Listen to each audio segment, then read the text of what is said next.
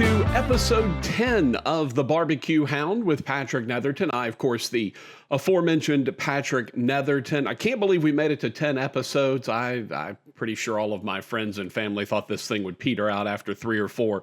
But we're here. We're on episode 10. Apologies. We had an open date last week. Ended up having a cancellation of an interview. And that also ran into a little bit of a time crunch with me getting ready for a football game last weekend. So no episode last week, but we are set and ready to go with a new one here for episode number 10. And we're super excited to bring it to you as we will talk with Andrew Caskey of Bad Wolf BBQ in Ruston, Louisiana, a place that I think already is the top barbecue spot in all of the state. Now, look, I have not been to all of the barbecue places in the state. I've been to most of them in New Orleans. I've been to several of them on the northeast portion of the state. There's not a lot really that I consider great here in Shreveport. But it is improving, I think, the Shreveport market. And there is one place in particular in Natchitoches, Sweetie's, that has award-winning ribs. Daryl Walker, a.k.a. Sweetie himself, has been doing some incredible ribs. He's won all kind of awards. He's got his own rib rub now. Sweetie will definitely be a guest on the BBQ Hound with Patrick Netherton coming up here before too long. But I wanted to dip my toes back into the state of Louisiana, really for the first time into the state of Louisiana, with our friend Andrew Caskey at Bad Wolf in Ruston. Speaking of barbecue in Louisiana, the Seventh Tap, which is a local brewery, has had a really nice long-standing relationship with the guys at Sunbird BBQ. You may remember back, I think, episode 3 of the podcast was an interview with Dave Segovia and Brian Bingham of Sunbird from Longview. Well, they have been, since they moved out on their own and had their food truck, and they were doing pop-ups before that, they had come over to the Shreveport market quite a bit and set up pop-ups throughout the course of, every few months or so, mostly at Seventh Tap, which is, again, a local brewery. And kudos to Seventh Tap for working out that relationship with with our friends over in Longview at Sunbird BBQ. Well, this past weekend, they actually came back. It was a Sunday noon, and they showed up. And let me tell you, brothers and sisters, if I tell you, they absolutely showed out. It's what Sunbird does, man. I'm telling you, they are absolutely incredible at what they do. I need to find I've got to make sure that I get the correct names for all of the stuff they had, because it was absolutely incredible. So they came in, it was a limited menu. They had sliced brisket, of course, which you've got to have, but they did manganata ribs, which had again, manganata, it's not something I'm super familiar with, but it's a particular type of spice. And when I tell you that those manganata ribs were some of the best ribs that I've ever had, it was one of the best ribs I've ever had in my entire life. And I'm typically, even though I'm a competition judge, I do like a rib that's got a different flavor. I tend to prefer savory over sweet. I tend to prefer salty over sweet. And these ribs, little bit of spice, little bit of savory, little bit of saltiness, not as much sweetness. That's really where my palate is. That's what I love. So they were right up my alley. Again, one of the best ribs I've ever had, the manganata ribs. They also did a brisket carne guisada boudin, which was special. The chunks of brisket in there gave it such a great chew, such a great feel. It was, if you've ever had boudin, it's basically a rice mixture, a rice suspension, if you will, in a sausage casing. Most of the time, there's either some kind of a liver or pork or something in there with the rice. Then they cook it up, and you can add whatever you want. This boudin was spectacular, absolutely impressive, really, really good. I was over the moon, especially for some guys from East Texas to be able to do what is really traditionally a Louisiana staple, and Beaumont, Southeast Texas likes to claim a bit of that as well. They had a loaded street corn, which was awesome. I got it with brisket on it, just spectacular. And then they had carnitas pork belly burnt ends, which you've never had a pork belly burnt end. It's basically like a chunk of bacon, is what it amounts to. And then they add that carnitas to it. They had some various fruit that was in there. I think it was, I don't know what fruit they had in there, but it was spectacular. It was that sweetened sauce that added and balanced the saltiness of that pork belly. Just a masterful job by Brian Bingham and Dave Segovia, and both of their significant others, Kay Segovia and Kimmy Bingham, were over there as well. It was a family affair. They sold out quickly, as they should.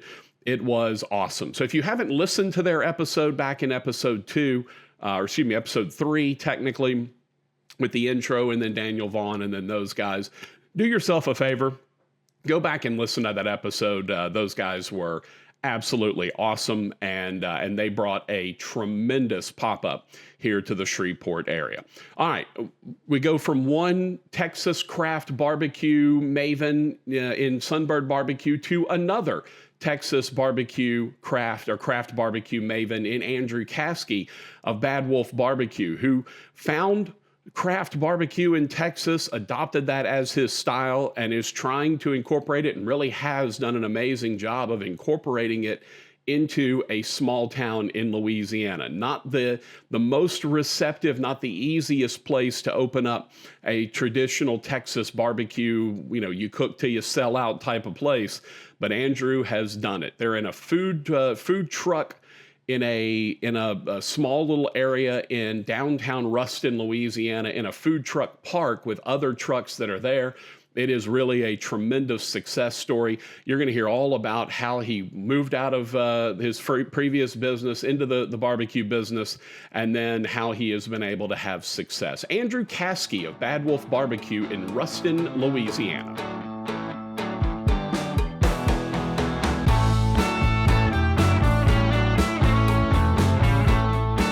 Head now just a little bit east of where I am in Shreveport to Ruston, Louisiana. You may know it as the home of the Louisiana Tech Bulldogs. I know it as the home of what I consider the best barbecue in the entire state of Louisiana. Not the highest of bars to conquer, but a bar that is getting raised as it seems like year in and year out. The barbecue bar in Louisiana is rising. And this is one of the guys who's helping with that. He's Andrew Caskey of Bad Wolf BBQ in Ruston, Louisiana. Andrew, how the heck are you, brother?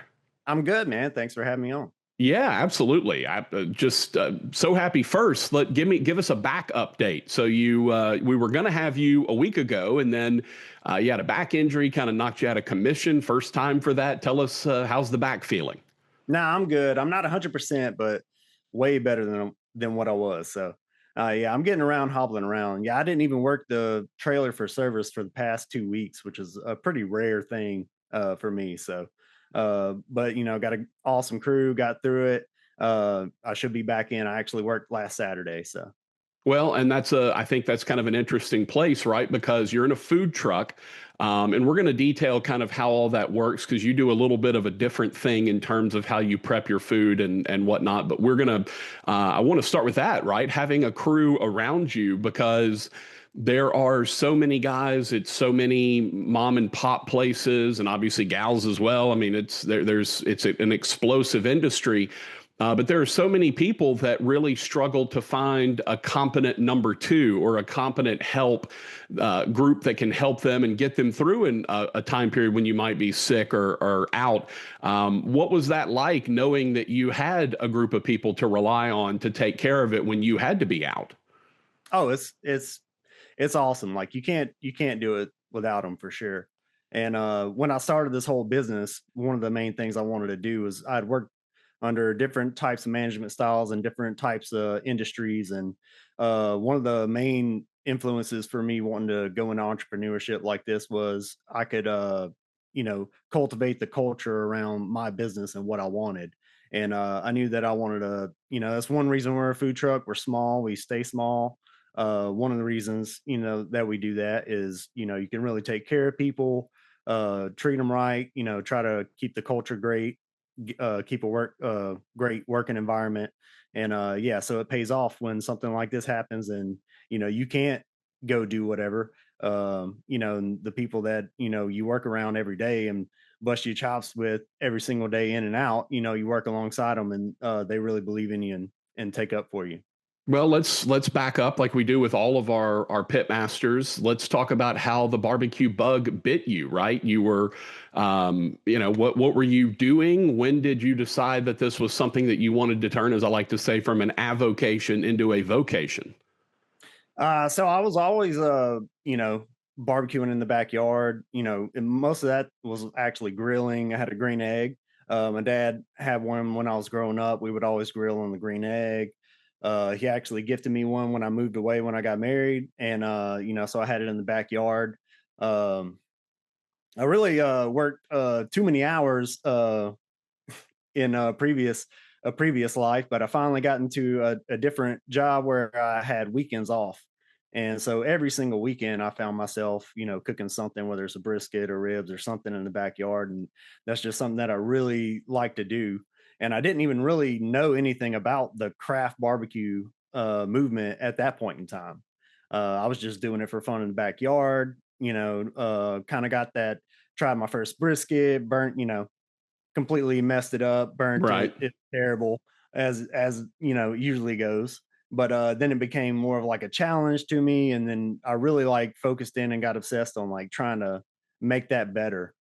Um, so I was just doing it as a hobby in the backyard, and eventually it got to the point where I kind of discovered the craft barbecue and realized, hey, there's a whole like level to this that I didn't even know existed, and that was booming at that point. And it had been booming for a little bit, but hadn't really reached over here Yeah. because we're not really familiar with that right in the middle of the state in North Louisiana, especially in the beginning of the craft barbecue boom. So as I started to discover that, I realized that there was a whole different level to me personally about barbecue and what it could be and what people were doing with it and pushing the boundaries of what it could be.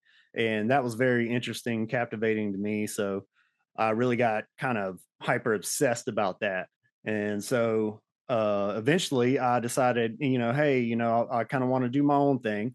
Um, and be an entrepreneur. So I decided to get the truck and I would get the truck and I would run it on the weekends. And if I ever got to a point where I could do it full time, then I would break out and do it full time. And that was kind of the game plan is I was actually a little bit intimidated to do barbecue. And I kind of didn't want to do barbecue because I just thought it was going to be so competitive and everybody has their ideas about barbecue. And I knew I wanted to do this different style and a different market, and I didn't know how it was going to play out. So I actually got the truck and designed it out to be as versatile as I could in case the barbecue didn't work out. But after I got the truck and I got more into it, I finally got in, to the mindset of no, this is absolutely the type of food that I would want to do. I'm not sure I would want to do anything else at this point, and I'm just gonna have to do whatever I can to make it work. Did you have, you mentioned the kind of craft influences when you were doing stuff on your own, would you experiment with different things? Because we're going to talk in a little bit about some of the how you've done some experimenting in your menu as you've gone along. But did you do any of that beforehand, before you knew of what craft barbecue was? Yeah, a little bit. I would say a little bit, but mostly just trying to figure out the basics and trying to figure that out. And also I was cooking on a green egg and I love the green egg, but it's more of a grilling or you're very limited on space Yeah. and how it cooks and how much you can do. So I would try to experiment. I really loved doing things. My dad actually had an old grill that he was ready to get rid of, and then the burners were out, but it had a back burner and a horizontal rotisserie on it. And I love a Brazilian, steakhouse and how they cook those meats on at those places. And so I like took it, even though the burners were out, except for the one burner in the back still worked, just so I could, do that method of cooking. So yeah, different types of methods of live fire cooking was always interesting to me. So I would play around with that kind of a thing. But mostly when I had time for it was in the green egg or on that thing. So when you've kind of found craft barbecue, was there a particular place or a particular person or a particular event? Obviously a lot of people are influenced by Aaron Franklin and him kind of being the godfather of that whole movement. But what was it that you found that got you into craft barbecue? Yeah, so I had my wife had got me Aaron Franklin's book, and I would read it obsessively. No shock. No shock Yeah, that it was yeah, Aaron Franklin. Yeah. yeah. But I would say like the first time I got to experience it would probably be over at Bodacious on Marbley. And at that point in time, Jordan was there, and Brian had, I believe, probably just started working there. And that was kind of like the closest place to me that I could, go and try. And went there and realized like, oh, this is nothing like I had, from places back home. And most of the places back home are more ode to old school, like that type of thing where recipes haven't changed in decades, that kind of a thing. And they were doing a more a little chef driven, a lot more like experimental type of things. And that really was like probably the first one that opened my eyes to seeing that, oh, the people are like pushing the boundaries on what this is, and it's not just supposed to be X, Y, and Z. You can do other things with it. And then after that, of course, everybody started, it started booming even more. And with social media, you start finding places online that you might want to go see. And eventually, when I finally started doing this and I started doing the truck on the weekends, it finally got to a point where I was going to break out and do it full time. And I had some vacation time built up. So I decided I was going to take 2 weeks of vacation and just take a whole trip through Texas and just hit as many barbecue places as I could, a full 2 week run, and just try to cram in as many experiences as I could to just see what people were doing at that point in time. You mentioned in being in a different industry. What kind of things were you doing before you finally got into barbecue and were able to do it full time? So as always, technically oil and gas, but my dad and his two brothers own a pipeline construction company. Hmm. Started working there, from a young age, especially, one of the owners being your dad. You always, worked in that. Hey, So, brother, I was on a jackhammer at age 16 because my dad builds roads for a living. So trust me, I understand. I understand. right. Yeah. So I went from that. And then, with pipeline work, a lot of it booms in a certain area, then moves to another area. And a lot of the work had moved to the Northeast in or over in Ohio and places like that. And it was really going to require change of location to be able to keep that kind of a thing going. And so I decided that's not what I wanted to do. And so I stayed here and I actually got another job and locally. And it actually ended up being at a salt cavern where they store LPGs in the ground. And so still in the oil and gas industry, but a lot different than the pipeline, but all kind of based around that same theme. So you start cooking in the green egg. You're did you find that you had, obviously the first brisket notwithstanding, did you find that you had a knack for it, that you could, because a lot of the pit masters will tell you that even, 100,000, 2,000, 10,000 briskets in, there's still so much of a variable that is, what's the temperature outside, what's the humidity, so many different variables that are involved. Did you find as you were learning that you were picking up sort of the variables and picking up the things that you needed to be a successful cook? Um, I would say I wouldn't think that I had a knack for it. I just really had an interest and almost an obsession with it at that point. And that's kind of like what drove it as far as me wanting to do more of it. Not so much that I thought like, oh, hey, my stuff's really good. Cause I'm more of a modest to my own detriment kind of person when it comes to my food. I don't like to brag on it, this and that. I like for it to speak for itself, let customers, speak amongst themselves about it. So not so much that I just thought like, oh yeah, like I've got a thing here that I think is really good. It was more of just a obsession that I had with wanting to make it better. It's interesting because I've found in pitmasters there is an odd dichotomy. There is a lot of humility because the job is a grind. And a lot of times you're coming up from, but basically started from the bottom. Now we hear that kind of thing, right? To quote some music, but Yeah. there's a weird dichotomy among pitmasters where they're very humble, but at the same time, they know their stuff is good, right? Even if you're not going to publicly say it, even if you're not going to put it out there, like, the stuff you're cooking is good. Like it's again, you don't have to publicly proclaim it, and you can let the food speak and you can let the people speak for you, but what you're doing is good. That's what I love, because there is a very real humility about them and where they came from. And still, Aaron Franklin, to this day, he is, the number one guy in barbecue as far as anyone's concerned.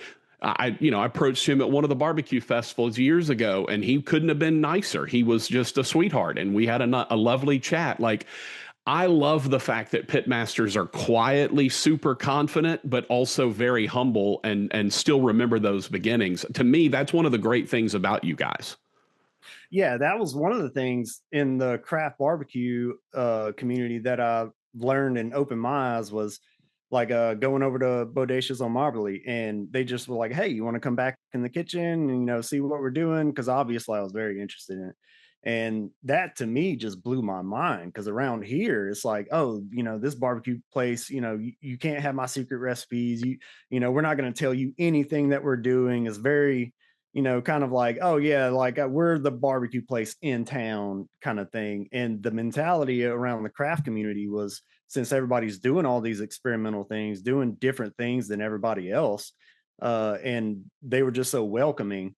And that just like really changed my aspect of, I didn't know a lot about restaurant industry at that point in time. Hadn't really worked in any, but what I knew of from here and what I saw within that community, especially when I took that 2 week trip, it showed me that, hey, these people are very welcoming. I've got people that I can call up right now if I had an issue or ask advice, and I try to do the same for other people that are, just coming up and ask me questions. And I try to return that and keep that, vibe of that community going. Cause that was a big part of it. Especially in the restaurant industry, not everybody feels that way, especially the type, with the type of cuisine that you have. But that was very impressive to me. Yeah, it's not like it's the Colonel's secret recipe out here. Yeah, yeah, I mean, it's everybody has their own spin on things, but at its base, most of what y'all do is very similar. It's salt and pepper. It's, if you want to put something on it and you then want to add your own flair to it, and maybe you want to do something with your barbecue sauce, all the sauces are based in vinegar, or based in ketchup, or based in mustard, right? Like, everything is based in something. It's just a matter of what flair and what other distribution. But it's not like it's not like the Colonel's secret recipe, right? There's nothing that needs to be. It's not the Dr. Pepper 23 herbs and spices or whatever it is that's in the secret flavors in Dr. Pepper. Like, what y'all do is all fairly similar to each other. It's just a matter of how you go about approaching it and what extra little flair you add to it. yeah. I like to say, like, barbecue is not really a recipe type of cooking; it's a process more than it is a recipe, as opposed to something like baking, where you're weighing every single ingredient to the gram, and everybody's oven kind of works the same way, and you can get a similar result. Well, barbecue is vastly different. The type of equipment that you're using, type of product that you have, the different types of heat the air temperature, even though you're running it. Everybody asks me like, what temperature do you cook this at? And I'm like, well, it's different, you might be cooking something at 250, and that's the air temperature, but you may have a ton of radiant heat from the walls of the pit. You may be able to see the flame directly and have infrared heat that's directly affecting your barbecue. So it's not just about, hey, stick it in there, run it at 250 for X amount of hours, and it's going to turn out the same, because it won't. Yeah, that's why I talk about how even the most experienced barbecue cooks still have to deal with the variables that are in barbecue cooking. It's never the same, day in and day out. So you decide you want to do this.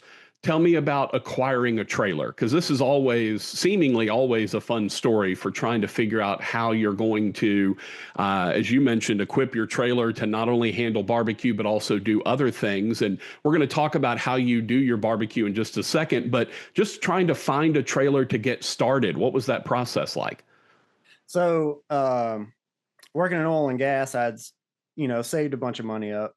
I say a bunch, not a bunch, but I'd saved some money up, and I decided if I was going to do this, I wanted to do it as low risk as possible, hence getting a food truck as opposed to trying to do something else like a brick and mortar straight out the gate. So I'd done a bunch of research on trailers, and I'd called around to a bunch of places. And this is back in like 2016, maybe 2015 when I really started looking into it. And it wasn't as prevalent, especially here where I'm at, as far as the food truck scene. So I started looking around, and I started asking questions, joining groups on social media, trying to do some due diligence. And then I found a lot of people were having issues with trailers that were built by somebody else. And then they acquired them just to put the equipment in them and then rebrand it and sell it. So I decided I was going to go with somebody that I knew built them from the ground up, start to finish, turnkey, with the same business that I didn't have to go through other people. And that was actually a place out in Georgia, Waycross, Georgia.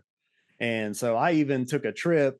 It was about I think it was about a 25-hour trip, and I maybe I slept 30 minutes in a Walmart parking lot before, because I got there 30 minutes before they opened.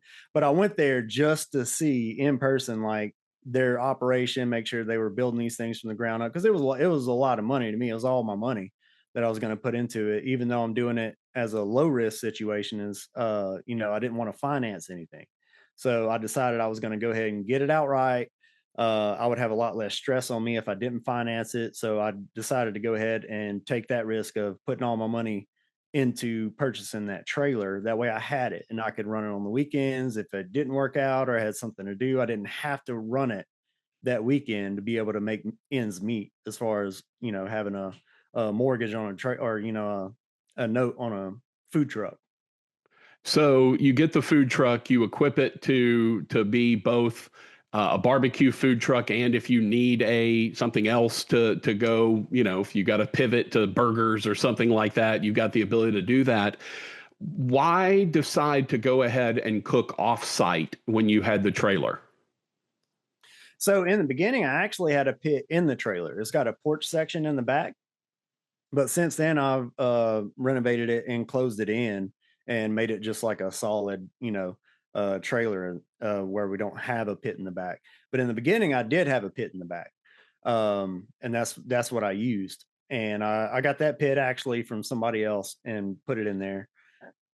But after doing it for so long and finally getting to a point where I actually had the trailer, I outgrew the pit that was on the trailer basically. And also I had some issues with that pit too.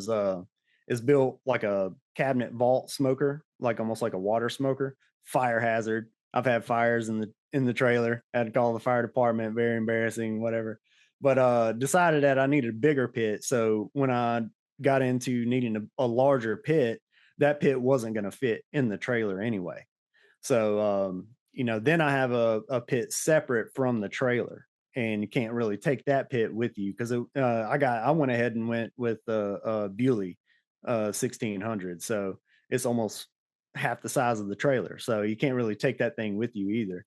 So at that point, I was actually cooking and learning things and learning tips and tricks from people in the industry, whereas you're actually finishing all the barbecue meats before you're serving. Like you're done with the meats way before serving time even happens. So at that point I'm like, well, I can actually just cook, and then bring the product with you. And that's how, everybody was doing it. um and learning that was like, oh yeah, because a lot of people think like, oh yeah, you want brisket fresh off the pit. And nowadays that's not it. That's not what you want at all. That's very not preferred. So after, being in it for a little while, after a couple of years, learning some things like that, it made more sense to, produce the meats and, just bring them on the trailer with you and hold it. But when we eventually landed at the food truck park that we're in now in downtown Ruston at the Herb Frey House Food Park, they actually have some zoning planning laws where I can't have a smoker there. So you can, but you have to put like a scrubber on it, and it's very costly, not practical, for what we're doing. But so at that point, I already had the bigger pit, um, and to segue into this, since I got that, I actually had the barbecue pit, on my property, had the trailer, and it was running around different places. And when we finally landed there full time, um, some people, like some places, don't mind if you have a trailered barbecue pit just out, behind the place cooking barbecue. But here in Louisiana, they did not like that. They said no, it had to be in an enclosed, screened in structure, all that kind of a thing. So that wasn't going to work, for my situation. The pit, you're talking about the pit itself, not the truck. The actual pit. And so that wasn't going to work with them. So then I had to pivot, and I'm like, oh shoot, what do I do now? I'm kind of back to square one. I've got to do something to be able to operate. So we actually found a place in a neighboring town, Jonesboro, which we had been setting up. It was the first place, that we kind of brought the trailer to.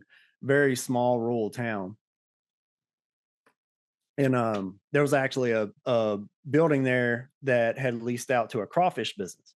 And that's all it was, is they ran half the year. They did crawfish in the evening time, and that was it. And the building was vacant otherwise. So I actually approached them and said, hey, I need a building to be able to bring my pit to, and, have this, space that satisfies the regulations for whatever. And we struck a deal with them where we would actually set up and we would serve lunch, and then the whole restaurant would flip, and then they would serve crawfish out of the same building, in the evening time. And then when they weren't there for 6 months out of the year, we would, run lunches as normal. So we were actually doing them a favor. They were doing us a favor. So we kind of got into that. So it kind of, unintendedly worked our way into having that lunchtime brick and mortar and the food truck in a neighboring town at the same time simultaneously. Yeah. And so we were running both simultaneously for a point. So I do have to know any food transportation disasters that have happened, because you're having to bring your stuff from your pit to your truck. Have you had any issues? Oh yeah, absolutely. Yeah.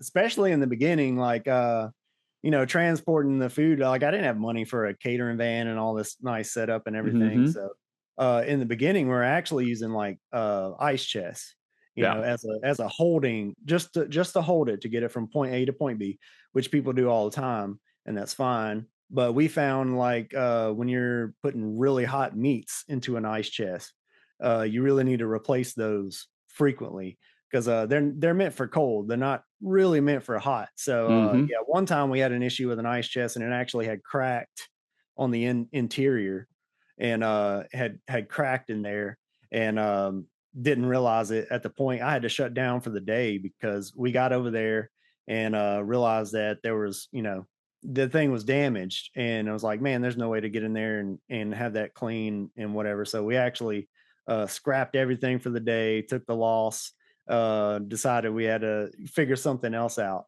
But work our way all the way up to now, and eventually I got a little catering van that I use to transport back and forth. Is we basically cater. It's like doing a catering every single day. Yeah. Going from home base to the location, serve, and then bring certain things back, and working in 2 different locations. So I've actually got big Cambro boxes. We can just slide the whole sheet trays in, just pull it straight out of the warmer, put it in there, haul it to the place, pull it out, put it in the warmer at the second location.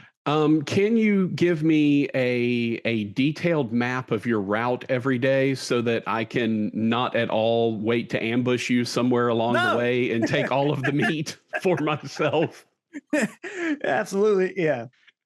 No, so I'm about 22 minutes away from the location. Okay. Kind of how this worked out as being set up this way was when COVID happened, we were running both locations, and we didn't have any lease agreement or anything with the building. And so I finally got with the health department and I just asked them like, what do I need to have my own, private catering kitchen base to be able to operate this truck? And so they gave me some requirements and actually set it up on site on my property where I live. And I live in a rural area with pasture land and things like that. So I'm way out in the middle of the woods. And so we were able to do it. And so I've got all that set up here now. So it's actually, it's not in my house, it's on my property Hmm. next to my house. Yeah. So I actually have that, and it's about a 20-minute drive, to the truck. So I actually have to get everything. That's another thing about our menu, and why we do and don't have certain things and do things a certain way is that dynamic of we've got to get everything up and going in the pit for the next day, everything else pulled, packaged, transported, repackaged in the trailer. And then at the end of the day, we also have to, transport things back too. So yeah, my day looks like getting up, getting the next day's things started in the pit, package everything up in the van, travel it to the trailer, which is stationary. It doesn't move. And Right. when you say food truck, people think it travels around. It's permanently there in the park. So it's just a satellite serving location. So I actually have to get everything in, packed up, traveled, unpacked, re-prep there, get some things ready to go for service, and then we run service. And then at the end of the day, bring things back and then start finishing off the barbecue that was put on that morning for the next day. Yeah, And it's a it's a it, process, brother. it pros and cons, tons of pros and cons, but a lot of people here don't they didn't, we were the first to do craft style barbecue in the area, in my opinion. And people didn't understand the hours, people didn't understand the sellout model, they didn't understand those types of things. And for years, and even now, people ask us like, oh, why are you only open 3 days? You only work 3 days, you're only open 12 hours a week. I'm like, no, there's tons of stuff in the background that goes on just to be able to make that happen. um and pros and cons with that is, we're doing that and it's not as convenient, but also I feel like the trade-off is the convenience of I'm not charging what, people in Texas are with a brick and mortar here in a market that isn't familiar with that. If I and people ask me all the time to do that, and I'll just say, hey, if that happened, be ready to go, add at least $5 to every single menu item, Hmm. So I feel like what we're doing now with as many like pros and cons that it has is a really good fit for our market, smaller market. Yeah, and you actually kind of went to the next place I wanted to go was about being a Texas craft barbecue style in Louisiana. Because look, I Mm. also live in Louisiana. I'm in Shreveport. I'm an hour west of you guys. We don't have a Texas craft barbecue place here, right? We have we're getting better. We're getting some places that have Mhm. some better idea of what they're doing, but by and large, our stuff has not been all that good over here. So I'm curious about the education of the Louisiana consumer because you go into a town like Ruston, it's a college town, it's a small town.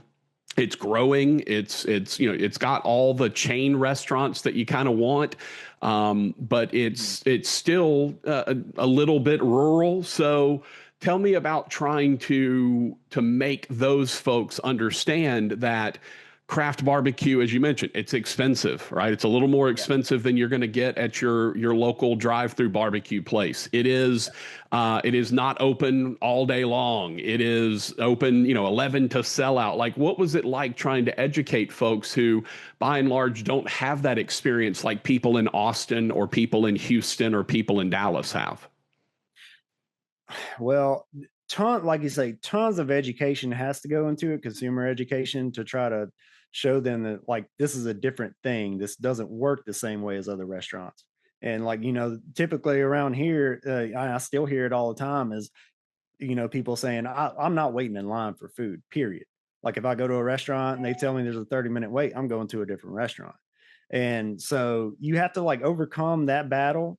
And also like maybe you have a wait in line, So you really have to overcome that battle, but I think we really overcame it with the quality that we were trying to put out, and people recognize that it was different. And it's not for everybody. Not everybody's gonna, agree with, how we do things, or they would rather have something more convenient. And it took years. Just even something as simple as ordering by the pound. It was not familiar here at all. And I tried. In the beginning, I said, we're not doing plates. We're gonna do it by the pound, just It's a like 2 meat plate. It's a untaxed. 3 meat plate. Like you got, Right, that's right. what they know. That's what they know. And that's what I said is we're doing something different. We're gonna offer it differently. And it just, man, for a long time it didn't work. And I finally broke down and did some plates. But after you kind of, gain your customers' trust and you kind of find your customers, the trade-offs with that is, people don't understand it, but the people that really do like it are very loyal to you at that point for, you being able to do something different, provide something different. So it took a long time and a while for people to kind of realize like, oh, this isn't the same as going to, place XYZ. It's different here, but also the food's different, also the vibe's different, everything about it is different. So it should be different in the aspect of, maybe, what kind of hospitality you can provide as a food truck, what type of hospitality you can provide as a cuisine, because most barbecue joints aren't just walk in, get a table, see a host, get a table, that kind of a thing. So Yeah, typically the menu is not written on a piece of paper. It's written on a yeah, chalkboard or, yeah, something behind them. It's not you walk in, sit down, here's your menu, and you're going to go ahead and order from a server. yeah.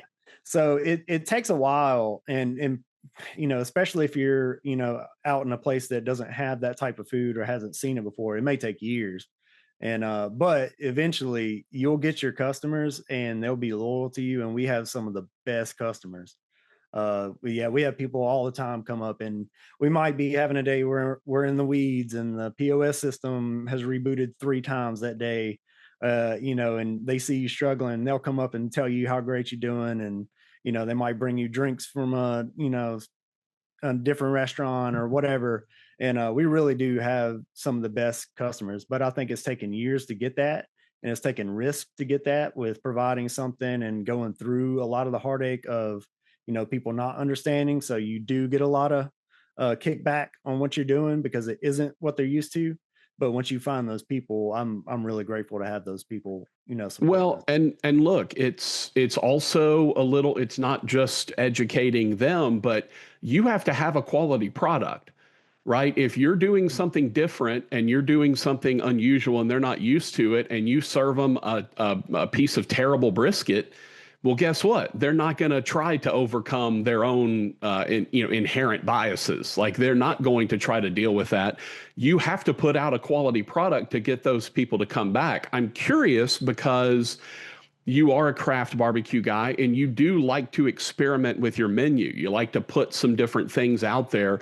One of my favorite things that you ever did, you did a blueberry gastrique pork belly burnt end. Yeah. I eat it. And as I'm biting, I'm like, oh, that's way too sweet because I'm getting that blueberry gastrique. I'm like, this is too sweet. And then as that pork breaks down and you get that saltiness of that bacon coming out, well, what do you know? It balances out and it's an amazing bite. I'm curious about not only educating folks about buying by the pound and about, hey, here's a slice of brisket. This is going to be great. You don't have to chop it up and put it on a bun for it to be delicious. Here's a slice of brisket. But how do you educate them about, all right, now let's advance to a blueberry gastrique, right? Like let's a blueberry gastrique pork belly burn in. Like let's advance to some things that maybe you haven't thought of that go together. What's that education been like? So in the very beginning, very unreceptive to that type of thing. I remember when we first opened up, very beginning in 2017 on the trailer, and we did barbecue tacos. And I literally had customers say, I have no clue what a barbecue taco would even be like. Now they're everywhere. Everybody, is a dime a dozen everywhere now. So in the very beginning, there was a lot we were learning too, just like they were learning. And so, we really needed to get the basics under us. But I really think I would try to do some more experimental things in the beginning, and it was very unreceptive. But after years of gaining trust from your customers, they started to learn that I don't really want to just put something out, without at least putting some thought into it, some practice into it. So it really took me a lot too to be able to hold back, or if you try something, especially when you spend a lot of money on something and you think you've got it and it doesn't turn out right. I would say no, we're not gonna serve it. We're not gonna, just for the money, put it out there. So I think I really gained a lot of trust in people by having that and trying to say, even if it costs me money, I'm not going to just put it out there just to try to save, what I spent on it. I want it to be right and good before it goes out. And so I think eventually, after years of doing that kind of a thing, now I've finally gotten to a point where I feel like if I put something wild out there, people are at least going to come try it, just to try it at least once. And then I think that takes, customer trust. And then also that takes integrity on your part to say, hey, if that's not right, I'll eat the money. Let's not kick it out of the window. You mentioned you're in a food truck park now Yeah. in Ruston, in downtown Ruston, where you're set up, and there's 3, 4, 5 other food trucks. They've done a ton of work on it. I haven't been there in probably about a year maybe, and the last time I was there, they had done a ton of work on it from the last time I was there. Obviously, I'll be coming to see you here before too long, but tell me about what's the relationship like with other food trucks being in the same area? You're not necessarily going after the same customers because it's not like there's another barbecue food truck over there. But what is Mhm. that relationship like with a group of people who are all kind of vying for I don't want to say the same folks, but you're kind of vying for the same area? So yeah, it's a lot different when most people hear food truck park, especially like depending on what area you're in. Like our food truck park is different. The owner Desi, who owns two of the other trucks there and operates them too. He was living in Austin, has seen like the models of food truck parks and how they operate there, and kind of had that vision to bring that over here. And so when we went to get set up with him, it was like, no, we're not looking for people to just roll in, roll out, have a different truck here every single day. It's a different vibe from that. So after and we've been there for years. We were their first tenant. They had Hmm. their two trucks and they only had three stations available. They had their two, and then we took the first one. Now we have six. They've done a lot of renovation and additions, but for him to like keep that vision of that and say, hey, this isn't just a rotating food truck. We don't really not really looking for just random fair food to kind of come in and out. We're looking for local people that are passionate about what they're doing. um that whole permanent stay of the thing kind of turns it less into a food truck park and more into a this is a permanent location. It's almost like a satellite location that you would have for a restaurant. It's going to be there. And I know it's a park, but it's also a good way for like groups of people to come, and especially in barbecue. I mean, if you go to a popular barbecue place in Texas, there's going to be a line. It's a whole experience, and you try to get somebody who's not into barbecue to go stand in a line for 45 minutes before you even get to order. That's very not enticing to them. So for us it also works out, whereas oh, somebody doesn't want barbecue in the group of 15 people, and three people, 8 people want something else. They could just go get something else and still eat together. So the food truck park has that type of capability of not deterring people away from you. It has a variety of options for people to congregate and gather with, and that works for me, with barbecue as well. So, an obvious question to ask Mhm. is, what's the future then? Right? Do you have a brick and mortar that you're thinking you maybe want to go to? Do you love the food truck scene? Do you move it somewhere else? Like, kind of what do you, or do you, is it status quo? Like, what is your thoughts for the future of Bad Wolf? Dude, right now I'm just trying to upgrade my kitchen space, and that's that's turning out to be way more costly than I would have expected. So that's like number one is I want to upgrade and get a nicer prep space here where I'm at for what I'm doing. But like I say, for the market that we're in a small college town. There's not that many people, and especially in the summertime, it seems like everybody disappears. College kids leave, everybody goes on vacation. So we're very seasonal. The market changes with the season. I feel like even just within population or just what we see.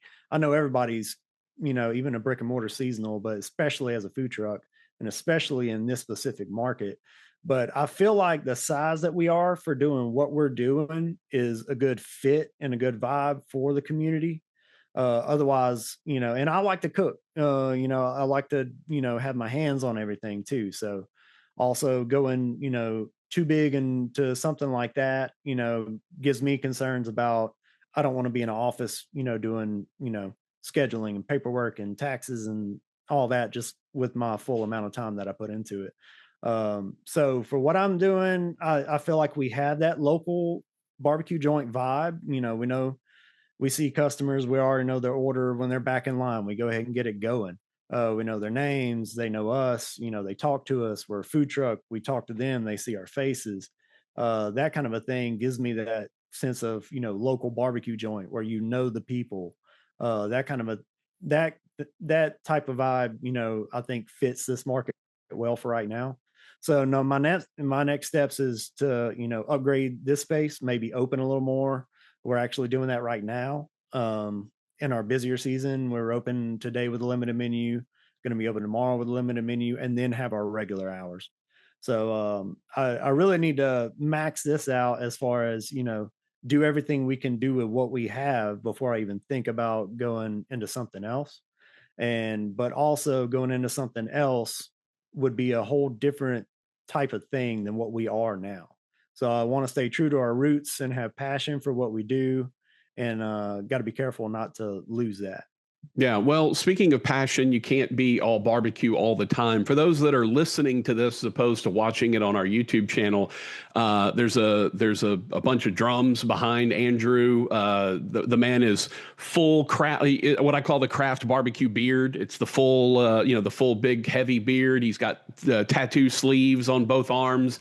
Tell me about kind of your off the pit interest, if you will, because I mean, I know a little bit about what you're into, but tell everybody else, because you are a unique guy. You're not a cookie cutter guy when it comes to people that you would see even just out on the street, much less cooking and barbecue. Yeah.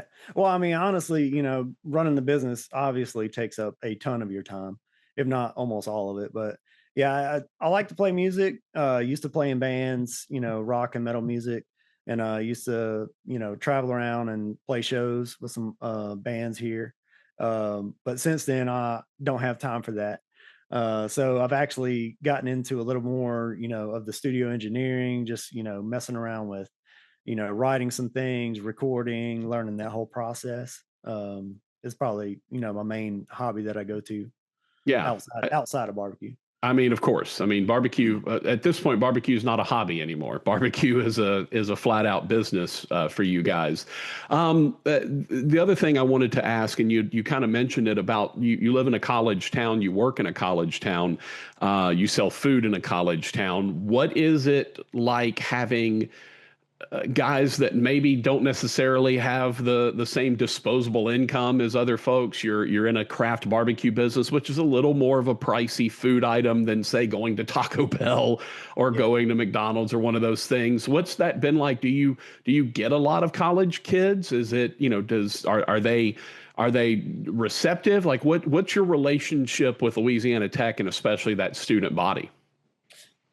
So I would say as far as college kids, I mean, it obviously depends on time of the year, but largely I would say maybe 25%. And I could be, wrong about that as far as college kids, but mostly locals. We're a lunchtime spot. So we're not open late. Actually, nobody in the park at this point in time that we're recording this is like open late trying to cater to, late night college kids. Right.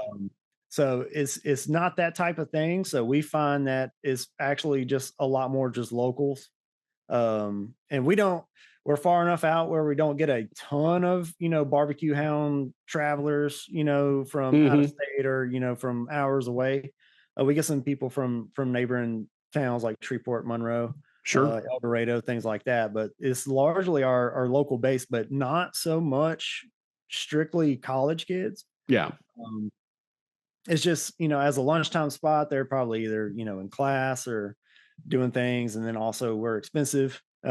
Right. As So, again, that's yeah, the thing. College kids don't exactly have a ton of expendable income to be forking out for that sort of stuff. yeah. But I will tell you, the ones that do like it, love Hmm. it. And Good. we'll get like a catering request to cater their graduation. And their parents will tell me like, oh, they've been telling me about this place for a year now. And, you've taken so much of our money, because they just love your place. We got to get you to cater the graduation. So the ones that are, that do like it really love it and seem like they come all the time. At the risk of being Captain Obvious, eating at Bad Wolf BBQ is better than eating in the cafeteria. All right, I don't think that needed to be said, but I wanted to go ahead and vocalize it anyway. Yeah. Andrew, brother, it is so good catching up with you, man. I got to get over there. By the way, I have been told on numerous occasions that Andrew cooks up the best Brussels sprouts that you'll ever have in your entire life. I've been told by a number of people that fact. He already does good meats, as I mentioned, the blueberry gastrique, pork belly burn ends. The specials are incredible. Andrew, I'm so excited for how much success you've had. I'm so glad that the city of Ruston has embraced you. I'm so disappointed that you didn't decide to open in Shreveport. I keep telling you need to come to Shreveport. Please come open in Shreveport. But regardless, man, it's been awesome watching your rise. All right. Thank you, man.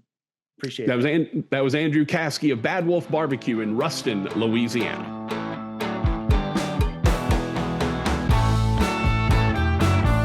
All right, welcome back. Absolutely fantastic stuff with Andrew Caskey of Bad Wolf over in Ruston. Such a great success story, and hopefully they continue. And I wasn't lying. I would love them to get over here to Shreveport and start cooking some barbecue, but I don't think it's going to happen, unfortunately, for us. Hey, don't forget about the smoke. It is your opportunity to get involved with the show. It is what we refer to as our mailbag, or our for listeners or viewers. If you watch us on the YouTube channel or you listen to us on any of your favorite podcast platforms, you can get in touch with us. You can email us, patrick@thebbqhound.com. You can send us a voicemail or a text, 318-657-0HAM, 318-657-0426. Or you can comment on any of our social media platforms, Facebook or Instagram, or if you want to send a comment on the YouTube video itself, we can read all of those, and we will. We have a couple of comments we're going to get to here on the smoke, but make sure that you leave yours in comment about Andrew Caskey's interview or whatever else is on your mind, any questions you may have. We will look forward to answering those in an upcoming edition of The Smoke. But for now, let's start with a comment on our interview with Brendan Todd from Brendan's Barbecue over in Nacogdoches. Harold Pitmaster said, another great episode, some good laughs in there too. Sounds like a place I need to visit sometime soon. Yes, you do. Brett said basically the same thing, did not know that such a place existed in Nacogdoches, Texas. Definitely need to get over there the next time I'm in East Texas. You certainly do. A couple of comments on our post about Sunbird Barbecue having their pop-up over at the 7th Tap here in Shreveport. A couple of people commenting on that. Of course, our buddies Brian Bingham and Sunbird thanking us for coming out. Heart Brand Beef gave 3 heart eye emojis, which we always appreciate. We love some heart eye emojis. Texas Raven 42 said Sunbird always delivers the best. Yeah, they really do. They're fantastic. And if you get to Louisiana, you get to north central Louisiana, do yourself a favor and stop off at Bad Wolf and make sure, tell Andrew Caskey that we sent you at the food truck plaza there in downtown Ruston. All right, that'll do it for this week's episode. Please send us your comments, your questions, your thoughts, your opinions for an upcoming edition of The Smoke. Got some great guests planned for you. Also have a little road trip planned. You may have heard of the Texas Monthly Barbecue Fest going on in Lockhart. Well, I will be there with my proverbial eating bib on. We're going to get some interviews. We're going to be our first true video podcast.